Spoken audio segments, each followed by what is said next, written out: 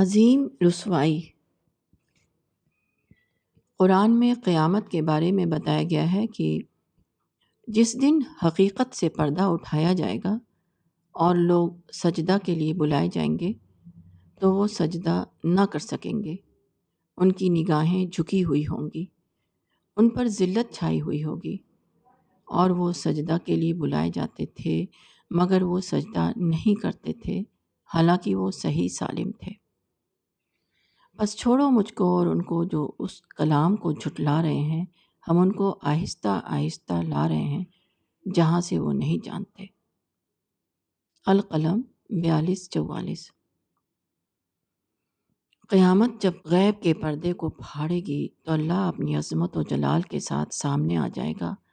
اس وقت جو لوگ اللہ تعالیٰ کے سامنے جھک جائیں گے وہ نجات پائیں گے اور جنتوں میں داخل کیے جائیں گے، اور جو لوگ اللہ تعالیٰ کے سامنے نہیں جھکیں گے وہ عذاب کے مستحق قرار پائیں گے، ان کا ٹھکانہ جہنم ہوگا۔ قیامت میں اللہ کے سامنے صرف وہ لوگ جھک سکیں گے جو دنیا میں سچائی کے آگے جھکے ہوں۔ دنیا میں سچائی کو ظاہر ہونا اللہ کی بات کا ظاہر ہونا ہے۔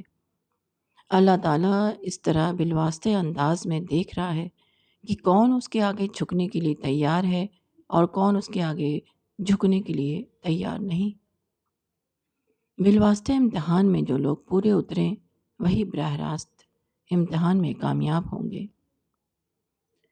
سب سے بڑی نیکی اعتراف ہے، اور موجودہ دنیا میں اسی کا امتحان لیا جا رہا ہے۔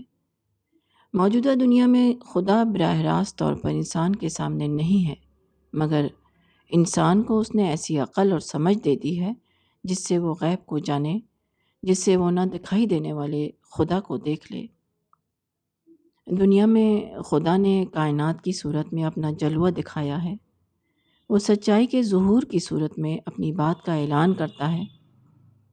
ان مواقع پر آدمی کو معرفت کا ثبوت دینا ہے، اس کو نشان حق میں خدا کو دیکھنا ہے اور کلام حق میں خدا کو سننا ہے۔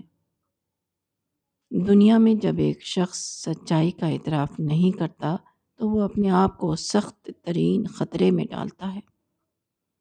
یہ سادہ معنوں میں صرف ایک سچائی کو رد کرنا نہیں بلکہ خود خدا کو رد کرنا ہے۔